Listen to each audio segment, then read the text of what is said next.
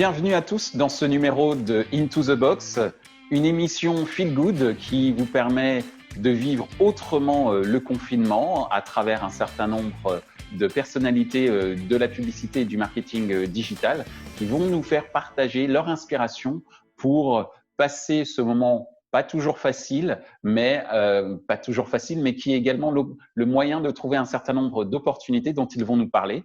Et aujourd'hui, nous avons la chance d'avoir parmi nous Arnaud Crépu, CIO de Smart Ad Server. Alors Arnaud, comment vas-tu? Écoute Michel, merci. Je vais très très bien. Là, je suis chez moi, je suis confiné à Saint-Cloud dans mon appartement. Écoute, ça va très très bien. Le plus important, c'est que ma famille va bien également. C'est ce que j'allais te demander d'ailleurs. Voilà, donc globalement, tout va très très bien. J'ai quelques personnes autour de moi qui ont été malades, mais rien de grave. Voilà, donc tout va très très bien jusqu'ici. Et les collaboratrices, les collaborateurs, ça se passe bien pour eux? Les collaborateurs, écoute, ils sont tous habitués à travailler à la maison. On a eu une inondation dans nos bureaux à Paris D'accord. il y a à peu près un an, donc on en avait profité pour mettre en place un système de télétravail généralisé pour toutes les équipes parisiennes. Ensuite, on se souvient, on a eu les grèves à Paris pendant une période assez longue l'hiver dernier, l'hiver dernier. Donc, on s'est à nouveau habitué à faire du télétravail. Et donc là, maintenant, on a 250 personnes qui vont toutes bien. À ma connaissance, tout le monde va très bien et c'est l'essentiel. Et qui travaillent de manière super efficace à domicile. Donc, alors justement, tu as évoqué à l'instant un dispositif créé en interne, un peu en amont durant la période des grèves. Est-ce que tu as dû adapter d'autres manières de fonctionner au sein de Smart Ad Server? Et également, est-ce que tu as mis en place des dispositifs particuliers pour tes clients et partenaires?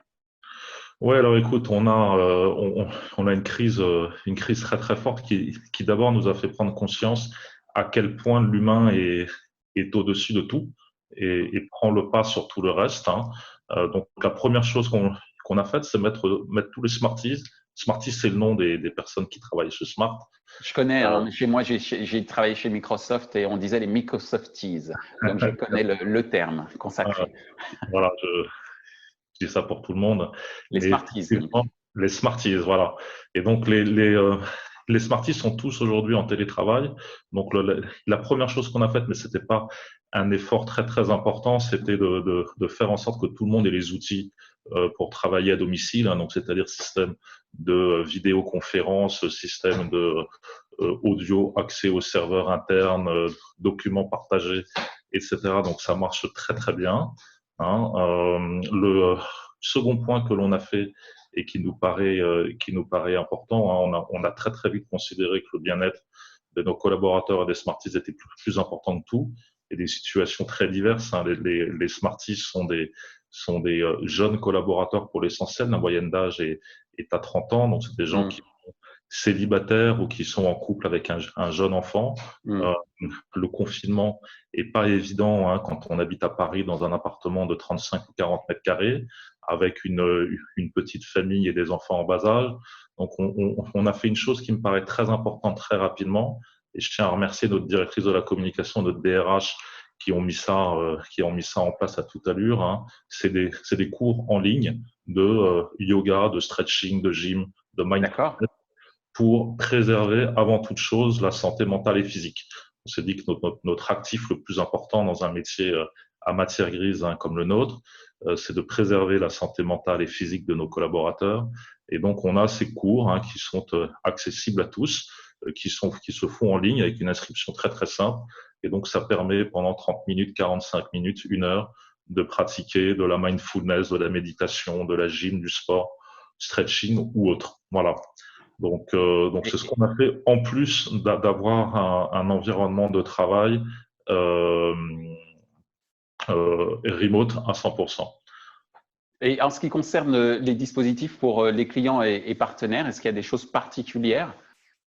Oui, alors on a fait une communication très rapidement pour rassurer nos clients et partenaires et donc pour les informer que le service est maintenu à 100%. On est sur un business qui est dématérialisé à 100%. Donc le confinement ne pose absolument aucun problème sur notre business. On est dans le métier de la publicité digitale que tu connais très bien. On est du côté des publishers, hein, donc des éditeurs de contenu sur Internet. Donc nos clients sont Le Monde, Le Figaro, aufemina.com, etc. Donc des grands sites publishers sur Internet. Je pense que l'élément le plus important qu'on a mis en place, je pense que tu vas être assez sensible à ce point-là, c'est qu'on s'engage à continuer à payer nos clients. On paye nos clients parce qu'on collecte des revenus publicitaires pour nos clients. On s'engage à continuer à payer nos clients à l'heure. C'est-à-dire qu'on a beaucoup de partenaires du côté demande, hein, des agences de pub, des traders, trading desk, des plateformes de publicité côté demande qui nous annoncent des allongements de délai de paiement, ce que l'on comprend très très bien dans le contexte où on est. Donc, ce que l'on a fait, c'est s'engager de manière ferme. On a la chance de pouvoir le faire, de payer nos clients à l'heure. Et donc, c'est nous qui absorbons la différence de timing entre le moment où on est payé nous-mêmes par nos partenaires et le moment où on rémunère nos clients, qui sont les médias digitaux. Voilà, alors effectivement, c'est un point extrêmement important, le fait de pouvoir être payé à l'heure, parce que c'est ce qui permet aussi de pouvoir préparer l'avenir. Et c'est ainsi que vient ma prochaine question sur justement ce fameux jour d'après. Quels sont les conseils que tu pourrais donner, Arnaud, pour préparer ce fameux jour d'après dont on parle beaucoup dans les médias actuellement? Ouais, écoute, c'est une bonne question et je suis preneur de conseils également, évidemment. Je pense que ce qui nous occupe au quotidien, c'est ce retour à la réalité, ce retour à un environnement normal, entre guillemets, dans lequel on peut recommencer à travailler, à échanger et à voyager librement. Donc, évidemment, on l'attend sympathiquement. Les conseils que je pourrais donner, c'est ce qu'on s'est appliqué à nous-mêmes, mais je dirais que le premier point, j'en ai parlé, c'est le bien-être et la solidarité. Donc, je pense que tout ce qu'on fait doit être couvert d'un sens et d'un vernis de bien-être et de solidarité. C'est absolument indispensable, donc ça doit être placé au-dessus de tout, pas uniquement pour nos employés, mais également pour nos partenaires, nos clients, etc. Donc, j'ai parlé de ce qu'on a pu faire chez Smart.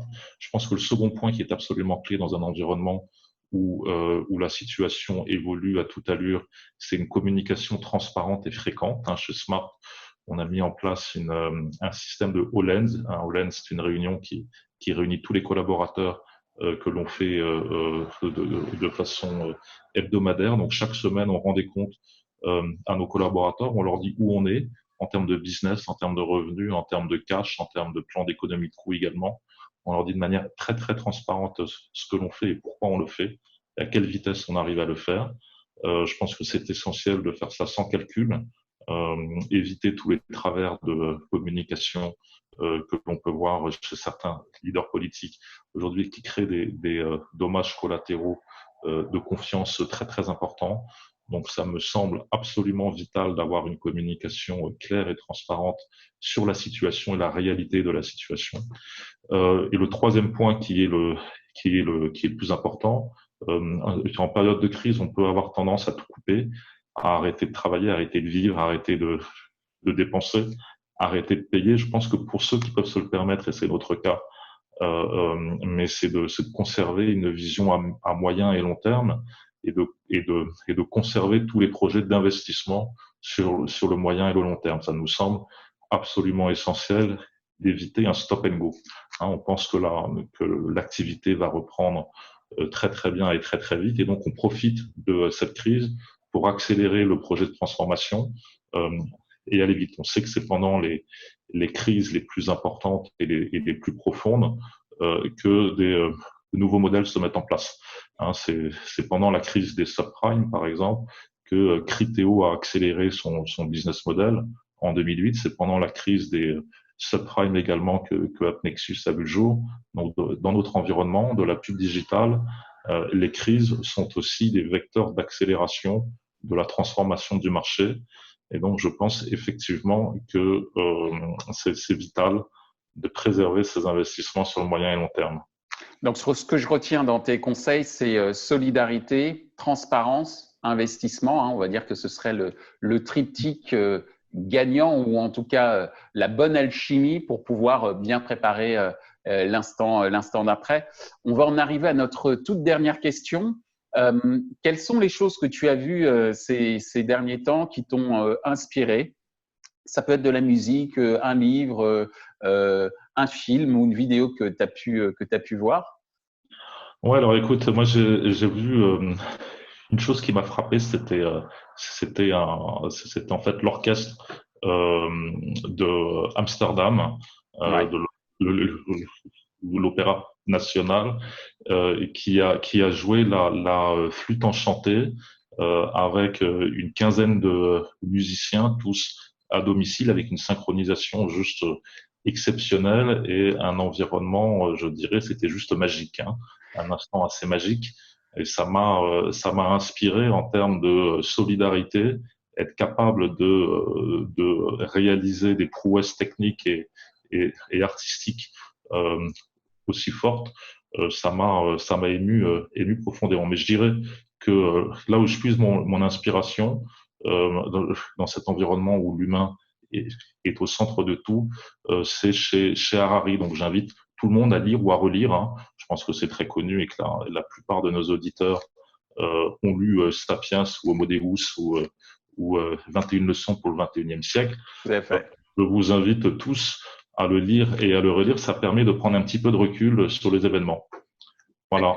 Eh ben, en tout cas, merci beaucoup Arnaud de nous avoir reçus chez toi pour nous inspirer nous inspirer sur ce qui nous arrive aujourd'hui, à savoir un confinement, mais qui ne nous empêche pas d'être créatifs et surtout de se recentrer peut-être sur soi, mais également sur les autres, tel que vous le faites chez Smart Ad Server, et c'est plutôt et c'est plutôt bon signe sur le fait qu'effectivement un certain nombre d'entreprises prennent soin de leur matière première, si je puis m'exprimer ainsi, à savoir leurs collaborateurs et s'assurer que leur matière grise continue à fonctionner. Donc je te remercie en tout cas pour ton intervention et je te dis à très bientôt. Au revoir. Merci Michel. À bientôt. Merci à toi. Ainsi s'achève ce numéro d'Into the Box avec Arnaud Crépu. Un triptyque à retenir: la solidarité avec ses collaborateurs et ses clients, la transparence avec les mêmes acteurs pour savoir où va l'entreprise et comment l'activité se déroule. Et enfin, dernier point, l'investissement. Continuer à investir pour bien préparer le jour d'après. Je vous dis à très bientôt. Merci pour votre attention. Au revoir.